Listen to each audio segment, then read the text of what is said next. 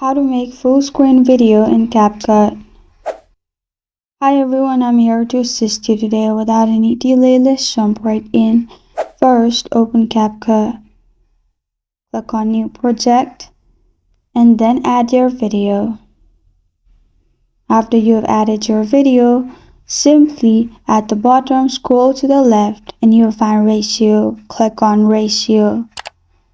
After you click on ratio, you'll find all the specific ratios. If you want to post for TikTok, simply click on 9:16 and likewise simply click on the ratio and then zoom the video.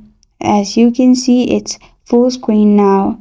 After that, simply click on arrow located at top right corner of your screen and then save your video. This is how to make full screen video in CapCut.